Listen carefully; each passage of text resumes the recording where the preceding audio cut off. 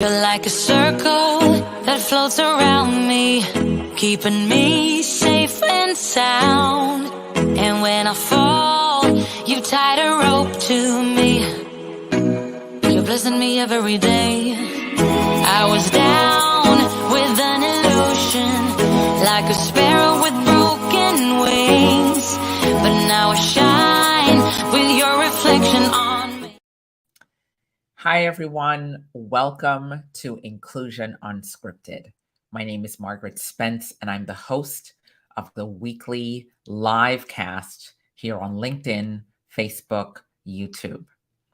Today's topic is the facade of empowering women and the facade of empowering women of color. For some reason, organization, leaders, managers, and in general, people in the HR community feel that what they need to be doing is empowering women. And it sounds good on paper. And I've used the terminology, empowering women. But the reality is, no woman needs to be empowered by an organization. I'm going to say that again. No woman needs to be empowered by an organization. No woman of color needs to be empowered by her organization. No leader, no manager, no one in the power structure needs to empower me as a woman. When you start to talk about empowering a woman, what you are actually saying is that I am powerless and I am dependent upon you to give me the validation I need to walk in and embrace my own power. And for too long, we have built our systems of development and our systems of moving women through the continuum based on your need to feel that without you, I cannot exist. Your need to feel that without your validation, your stamp of approval, I am not eligible or worthy of my own power. And so that is the discussion today. And we're going to talk through why your job is not to empower women, and your job is absolutely not to empower women of color. We don't need your empowerment. We have to self-empower ourselves. What your job is to create a level playing field for us to navigate the pathway. Your job is not to empower me. It's not to empower me to lead. It's not to empower me to become a leader. It's not to empower me to operate in your broken structures and systems. So I know for all of you who've never joined Inclusion Unscripted, that's a bridge that you're going to have to cross. But I'd like to take you on the journey today of crossing the bridge of understanding the real and true meaning of empowerment, how it started, why we keep using it, why we use it as a weapon against women, against people of color, and against women of color. So we're going to unpack that. So if this is your first time joining Inclusion Unscripted, my name again is Margaret Spence. I am the host of Inclusion Unscripted. We are live most Fridays at 2 p.m. Eastern. We are also on all of the podcast apps, and you can download the show on our podcast app. The show is sponsored by the Inclusion Learning Lab, inclusionlearninglab.com. And we are here to say one thing to all of you, one thing. This is unscripted. I never write a script for the work that we do on Fridays at 2 p.m. I speak from the heart. I speak directly to you. I speak based on things that are going on normally in my own world that I bring to this. But here's what I know and what I want you to understand is as a diverse woman, I'm not building diversity and inclusion. I'm living it every single day. And the motto of the Inclusion Unscripted podcast livecast is simply this: we don't build diversity and inclusion programs, we live them.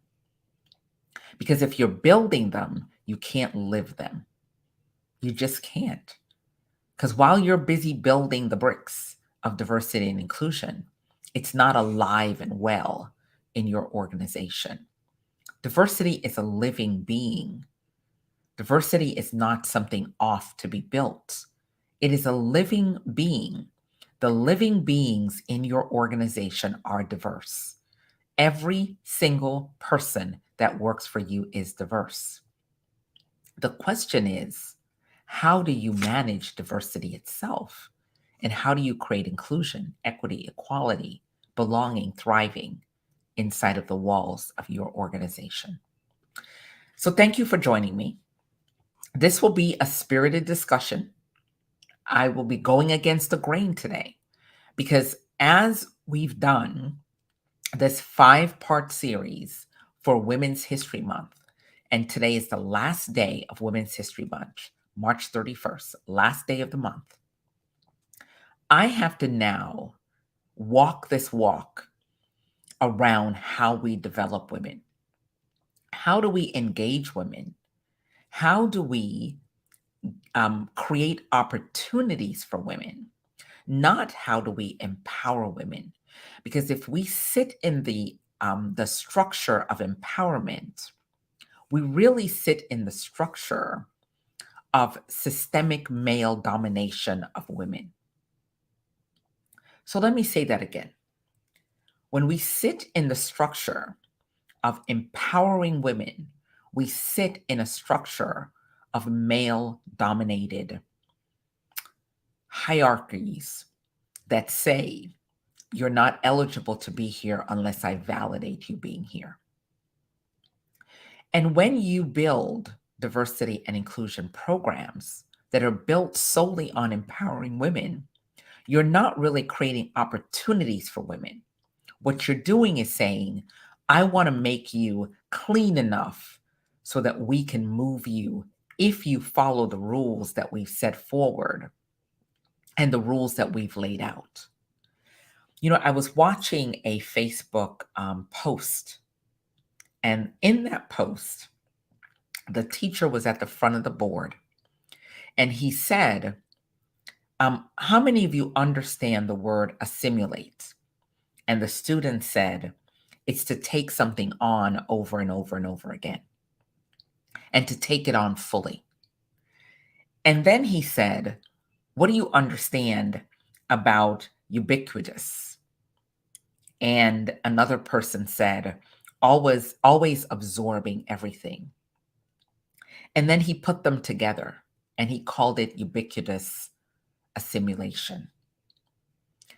I think when we talk about women's leadership development and when we talk about giving women the opportunity in our workforce and giving them a space to grow and thrive in our workforce, if we build that based on I must empower you, then what you're really saying is I have to be validated by you. There has to be a manager or a leader who has the power and is the power dynamic, who gives me the validation to find my own power. So there has to be normally a woman or a man who doesn't look like me, who's going to tell me that it's okay for me to find my own power. That's what you're saying when you use and utilize the framework of empowerment at the core of creating opportunity. Because when you build the framework of empowerment for women and women of color, you basically say, I dominate you. I dominate you. And I'm going to give you the permission. Now that I've dominated you, I'm going to give you the permission to feel that you can find your own power within the walls of our building. And so I've given you this job, but I didn't really give you the power to find your own voice when you came into this role. And that's what empowerment means to women. That's what it means to women of color. And it's the reason why we're not making advances when it comes to developing women. Because the first checkbox that a woman has to go through, the first layer that a woman has to go through is to be empowered by you, empowered by your organization. You become the God of my life and my power. And somehow, HR, talent leaders, managers, men and women who lead other people feel that it is their God given right to give me my power. That is like dominance on people. And we as women of color, we sit back waiting for these empowerment opportunities without recognizing that our power is in here. It's our power. And we gave that power to these organizations who don't value us, who take a dunk on us every day. We gave them our power and we're waiting for them to empower us and validate us as women, and then validate us as women of color. We want to be in the empowerment zone. The reality is, there's two sides to empowerment. There's to empower and there's to be empowered, right? If you're building your process on to empower women, to empower women of color, to empower us, what you're basically saying is, you poor Black woman, brown woman, Hispanic woman, Asian woman, Native woman, you have no power. And so I, on high, white man, white woman, get to give you back your power. And we're going to serve it up on a saucer. And we're going to give you the utensils to take your own power back from us. And so we sit in organizations where they have disempowered us.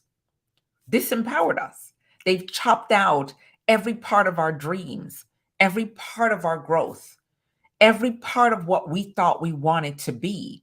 They have chopped it down to zero. And we sit there now after they have disempowered us. They've taken away our voice. They've told us we're not good enough for promotions. They've used us to build their brand and business. And then they said to us, well, you're not quite ready for that next level yet. So they're still holding on to the power dynamics around us. And we sit in the disempowerment waiting for them to empower us. And then they get to build these women's leadership development program to empower women to take on the next level of leadership. So we're still standing in the line, the food line, the bread line, waiting with our plate in our hands, waiting for someone to put the food in there and then give us the permission to stick the fork into the food, and then give us the permission again to take the food and put it into our mouth. And then we have to wait for the permission to chew, and we have to wait for the permission to swallow. That's what we're doing. That is what we're doing. We are basically giving our power to others to empower us. So I want to make today a lesson. I did a program on Tuesday on equity for women of color in C-suite leadership. And that program struck a nerve with a lot of people that attended it. And so I'm bringing that today to this program to take the cord a little bit further, to take it a little bit step further. So this part of the program is for HR leaders, you folks who are talent leaders, who are hiring people, who are promoting them, who are giving them the space in your organization. Let me talk to you about empowerment, because this all starts with all of you. So let's have this discussion about empowerment. When you think about empowerment, I want you to understand one thing. Your job in HR, in talent, is not to empower women of color. If you are watching this on the podcast app, I would suggest that you go to YouTube and look at the video that I shared about this process. There is a construct around empowerment. There's a construct, right? There's a construct, and I've gone out, there's a great research paper called The Construct on implementing what is called a Model A case study. And I'm using that concept and that construct around empowerment, right? The construct of empowerment says, if Margaret wants to get a new job in our organization, we're going to empower her by giving her some courses. We're going to give her some training. We're going to give her some stuff, right? But when you focus on the construct of empowerment, what you're really not dealing with as an HR leader is the systemic issues within your organization. You choose, instead of dealing with the bad systems in your organization, to deal with me as the individual woman. See, the problem with empowerment is it says to me, give me your power and then I will give it back to you. And so organizations are built to take my power away and then decide how you want to slice it up and give it back to me. But while you are busy slicing up the pie and giving me back the construct of empowerment, you're not dealing with your reward systems. You're not dealing with your job designs. You're not dealing with your job performance. And you're not dealing with your rule structures. So let's unpack this today, because we are going to class. This is not just Inclusion Unscripted this week. This week is class. If you're busy empowering me, you don't get to look at your reward system. And your reward system says you have a low incentive value of reward. There are incentives built around rewarding me, right? But in order for you to validate and justify your low incentive to empower me, you try to empower me. You try to work on me instead of working on your reward system and how it's built. And the fact that you have low incentive and low values to move me forward, you try to empower me. Because your managers have no incentive to value me as a person. There is no reward in it for them to value me. So instead of dealing with your managers who need to learn how to value me, you then say, let's empower Margaret, because that poor woman of color doesn't know her power, and we're going to give it back to her. We're going to serve it back up to her, right? Because you have a lack of competency-based rewards, meaning incompetent people are running roles in your organizations. People who were never competent to take on those roles. But because they fit the bill, because they are the ideal person for the role in your eye, their competence doesn't matter. But my competence matters. So the empowerment construct is Margaret must be totally competent. But the reality in your organization, people can be incompetent doing these jobs you've given them to do. And the only people who are being held to a high standard of competence are the Black and brown people in your organization, especially when it comes to moving us forward and moving us into additional roles. So rather than deal with your reward system and the incompetence of your leaders, you want to empower me. You want to give me some power that I already have, that's innate inside of me. But you've spent months and years and weeks disempowering me to try to serve me back my own power, when the reality is the problem is your reward system. The fact that you have a lack of innovation-based rewards, meaning you're not rewarding people for the innovation they're bringing to the table, you also get to look at empowering me, right? So your reward system is broken. So rather than deal with your reward system, you want to now say, we're going to empower Margaret to find her voice and ask for what she wants. But I already knew what I wanted. You told me I didn't want it. You showed me that I didn't deserve it. You told me every time I applied for a new job that I wasn't ready for the role. You eliminated positions rather than promote me into them, right? So this is the reality. But you get to couch your inadequacies on empowering me. So the empowerment construct is pretty broken. But here's how it gets even worse. It comes down to your job design. See, you don't have role clarity, and you have unrealistic goals, not only for your managers, your leaders, your organization, and your structure. So rather than dealing with your lack of clarity and your unrealistic goals, you want to say, well, Margaret needs to be more empowered to do her job. And so we're going to send her to some empowerment zone courses, classes, and things. But your job design is bad. And the empowerment construct says your leaders are crappy and you don't want to deal with that. So rather than deal with that, you want to empower me. See where this is going? See, you have a lack of training and technical support in your organization. You don't train people effectively. You don't train them to succeed, the people who are currently there. Your technical support that you offer to people in the roles that they're in right now is inadequate. So your job design is bad, but somebody in talent development gets up that morning and decides that they want to do empowerment for women and empowerment for women of color.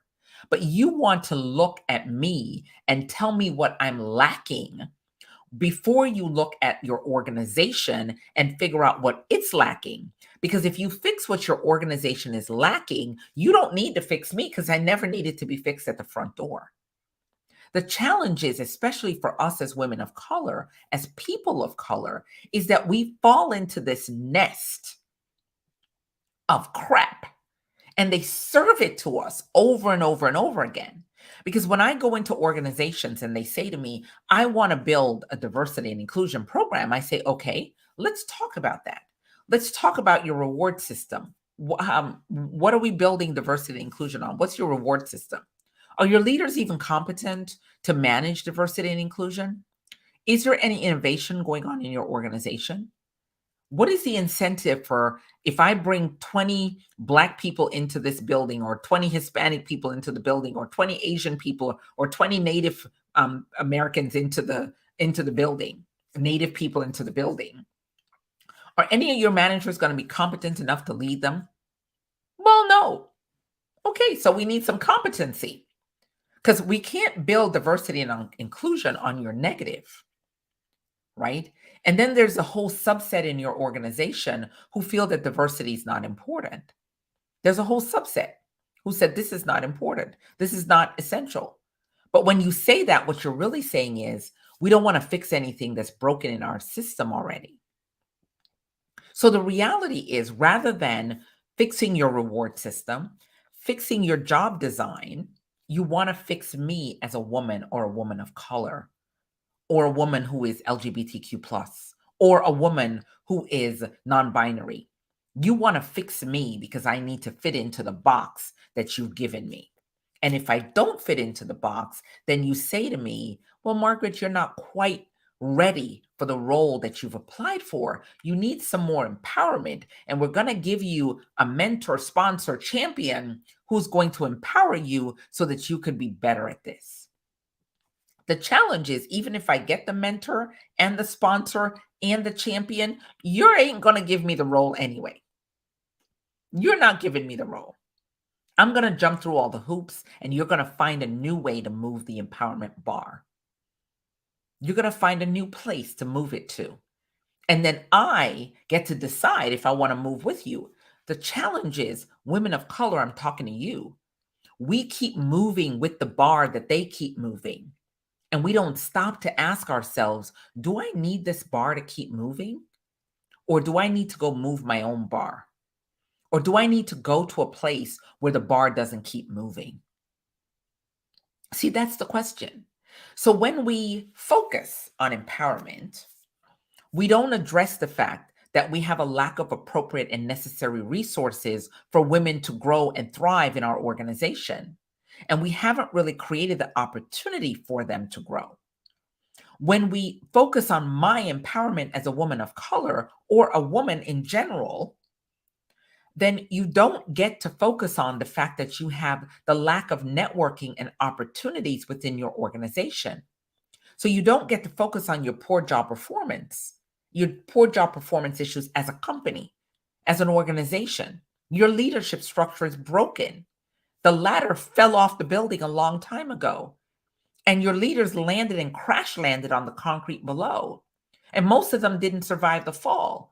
But the skeletons of them keep showing up every day in your organization, and you validate that skeleton while you try to empower me.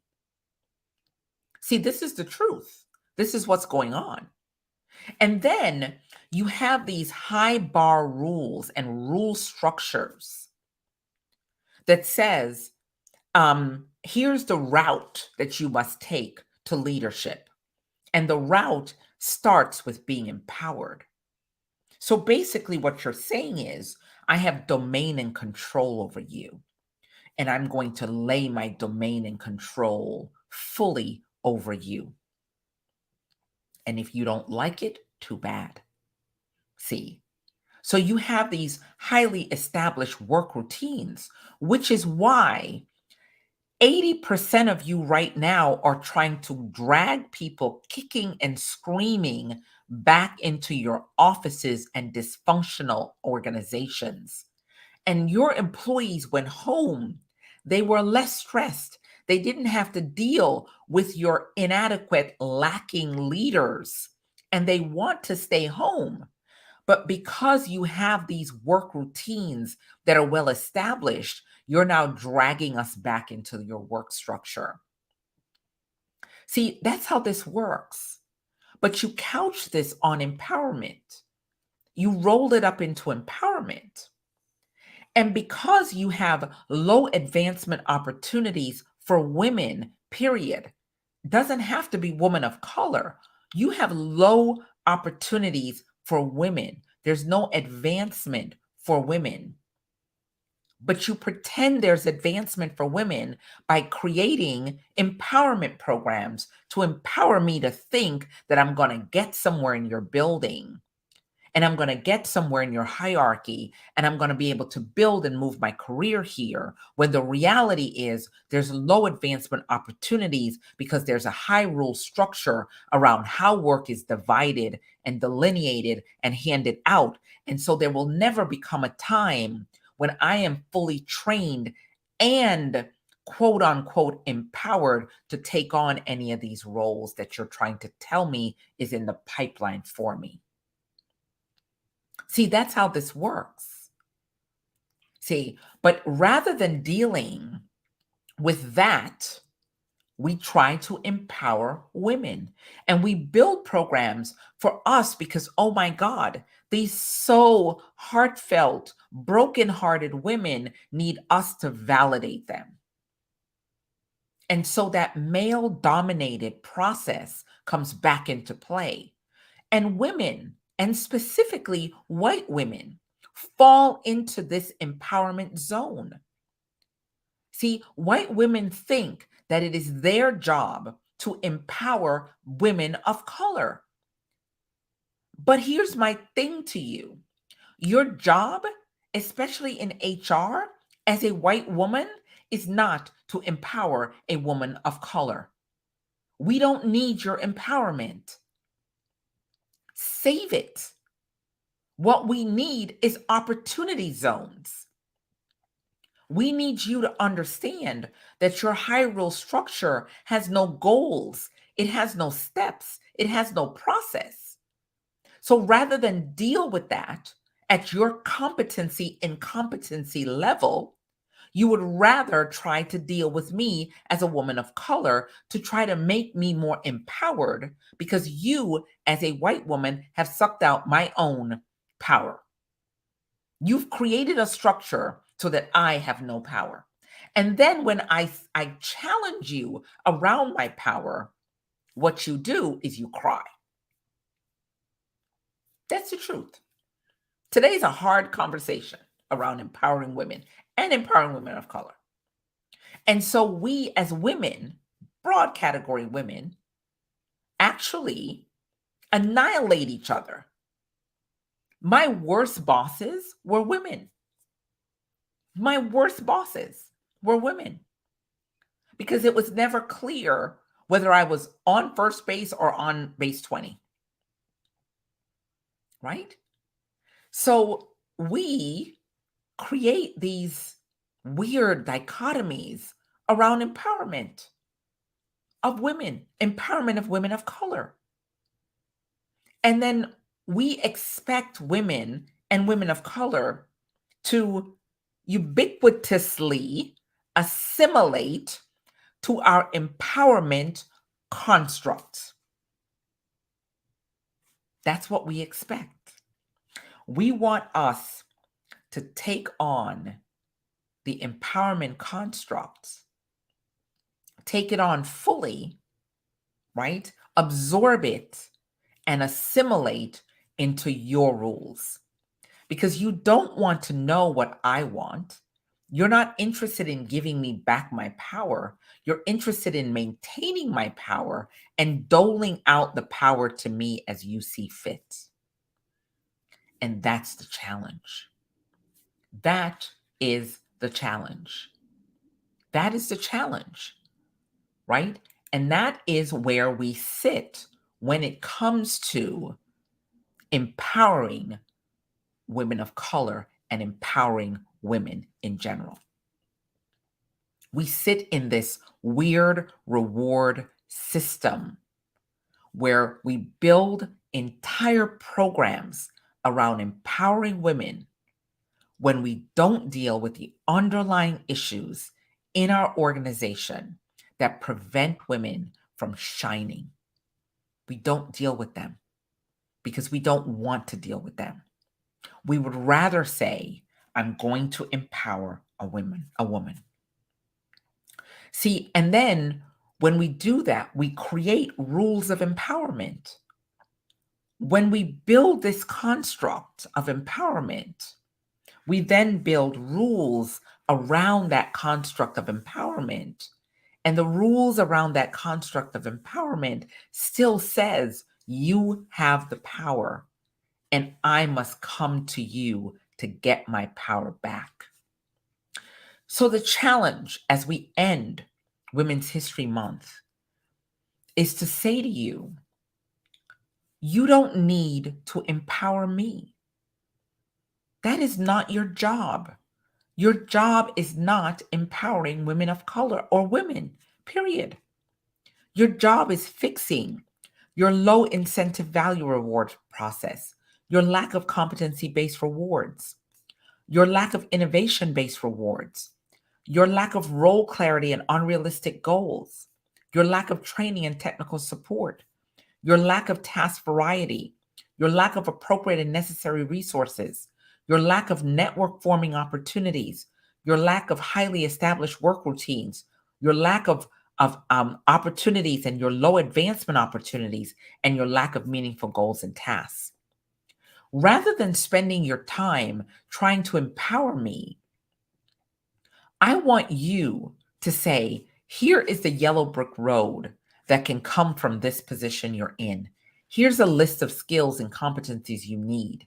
And we are going to go work on our managers and leaders and help them understand how to move women through the continuum. And we're going to disrupt the construct that we have around empowerment, where we have the power and we have the domination and control on who I can become. And for all of you women of color, and for all of you women out there, right? Let me talk to you for a second. We do not need anyone to empower us as women of color. As women of color, we don't need anyone to empower us. We have to self-empower ourselves. If you need someone to empower you, when they stop empowering you, what happens? What happens? If you absolutely need someone to empower you and validate you, when they stop validating you, what happens to you? Do you fall by the wayside? Do you fall off the tree? Do you fall off the hill? We as women and we as women of color have to understand our power. We have the power to make the decisions about our own lives. We do not need corporations and companies and people who don't look like us to constantly give us back our power in the rules that they create on how we navigate and move through the systems that they control. We do not need the validation of the organization to say to us, Margaret, you have your power and I'm going to give it back to you. We have the power to make decisions about our careers. We have the power to not sit in roles that we are unhappy in. We have the power to ask for what we want. We have the power to do the research about the jobs that we want. We have the power to go out and research the salary that we should be earning. We have the power to lift our heads up from the tactical skills and learn how to manage our careers. We have the power to say to our family structure, this is what I'm going to do next. And all of you need to strap in for what I'm going to do next. Because oftentimes as women of color, our empowerment is dependent on our family structure. If our family, mother, father, husband, significant other, children, don't give us the plus to validate our own power, we sit back waiting for the organization to empower us. The fact that these humans gave you a job doesn't mean that they get to take your power from you. These humans gave you a job. That's it. They don't get to take your power from you. And too many of you sit in organizations that take a massive dunk on you every day. And you sit there waiting to be empowered by that organization. And I'm saying to you, get your life together. They are not ever going to empower you. What they are going to say is, you're making money for us. And as long as you're bringing bottom line dollar to us, we don't give a shit about what you want. Period. Sit in that desk and make us the money. And so this is my podcast. If I get to say a word that y'all don't like, you don't have to listen. But the reality is, if you're in a department that's making money for the organization or servicing the money that the organization is making, there's no incentive in the structure to move you. There's no incentive to move you. None. But we still think that if we go through these empowerment programs, that if we enter these development programs, that at the end of it, there's going to be some structural reward that we get. The question we need to ask ourselves is, if I go through this empowerment program and I walk into it with both feet, what is this empowerment program preparing me for next? And then we have to be open to looking inside and outside of the organization for what comes next. We give people a timeline to empower us. We give them a timeline to empower us. We don't give them a long, years and years to empower us. We give them a timeline and we take that timeline to heart. I'm going to have discussions with you about my career for the next 12 months. And if at the end of the 12 months, I am not where I need to be, then it's been great. I bless you and I have total gratitude for what you have done for me. But I am also going to take my gifts and my power somewhere else. So the parting word for today, what I say to all of you in HR, because I'm talking to you HR leaders, you do not have the right to empower me. That is my God-given right to empower myself. What you have the right to do is to create a foundation where I can thrive. You do not have the right to empower me. I don't need your validation, and I don't need you to give me back my power. It's in here. And women of color, find your power. Your power comes with a voice. Use it. Don't let people tell you who you should become when you know who you want to be. Let me say that again. Don't let people tell you who you should become when you know who you want to be. Go be that person. This life is short. This life is not long. I did the program last week on regrets. If we don't take our own empowerment and self-empower ourselves, we will look back on the decisions to hand our power to other people with regret. So, I say that to all of you today, that nobody gets to take my power. You don't get it. It's not yours. It's mine. It's my God-given right. My breath is my power. My life is my power. I don't need anyone if I have my own power. I choose now to be a part of your organization so that I can demonstrate my power in your four walls. So thank you for joining us for Inclusion Unscripted.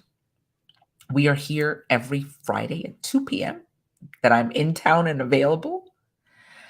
I want to ask you to go to our website, inclusionlearninglab.com, and sign up for our newsletter and join us for our weekly training programs. We do them every Wednesday at 1 p.m. Eastern. We're doing a program for new D&I leaders, and we are doing our third Wednesday open forum for D&I leaders. The Inclusion Learning Lab is a amazing program that we've put together, a community to support all of you doing diversity and inclusion work. It's where you get to have a safe space to grow and learn. So I would challenge you to join the Inclusion Learning Lab and become a member of the community. And last but not least, tell a friend about Inclusion Unscripted. We are here every Friday at 2 p.m.